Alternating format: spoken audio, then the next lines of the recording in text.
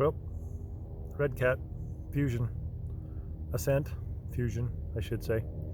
Here it is, box stock, all squeaky, like brand new squeaky, like just out of the box. Dropped a 3S battery in it, and then I did a speed run with it. Yeah, I know, guy. Turns out the Redcat Ascent Fusion edition runs 6 miles an hour in, oh wait, one speed.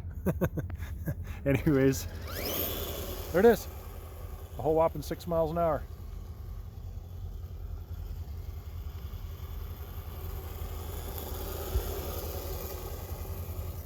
Which is actually, you know, this thing has enough wheel speed. Watching my my son's Redcat go, his Ascent Fusion, I pretty much had to buy one just because. I don't know if on his though, if his tie bar was rusty, but my tie bar has rust on it. Why that is, I don't know if you'll be able to see it. It is pretty rusty. I don't know why. All the rest of the links are fine. Everything else is fine. Can't believe how heavy this little guy is. Come off. Do it. Yeah, okay, that side's a little rough. I got the battery wires over there. Anyways, I'm running a 3S 1400 50C Gens Ace. But 6 miles an hour box stock with a GNSS verification. Redcat. Man, you know what? I can't say enough about this rig. It blows me away. I'm so impressed. I've never been, you know, way back in the day when Redcat Racing released this kit called the Dingo, and it had everything on it. It had bead locks, had aluminum links. It was the full meal deal. I mean, this, they've one up this or 2 or 3 up this, because I got, well, back then portal axles I don't recall existing, but I have a carbon fiber frame. I've got a divorce transfer case. I got 20% overdrive. I got included parts in the box to go 10% overdrive or 1-to-1.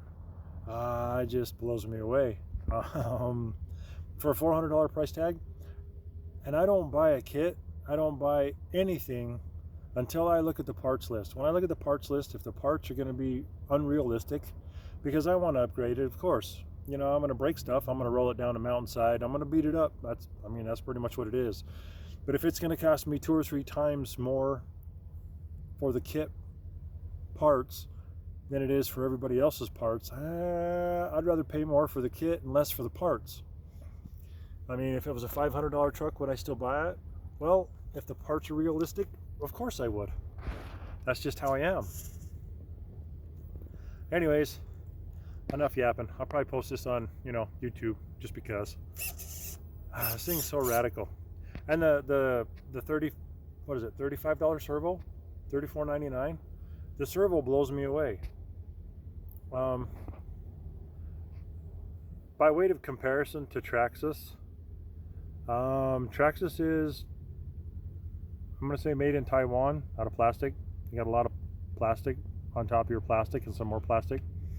Not that there's anything wrong with that, but traxxas asking price, if it wasn't for traxxas having, you know, super cheap parts for the most part, like I run 90%, 98% of my rigs bone stock.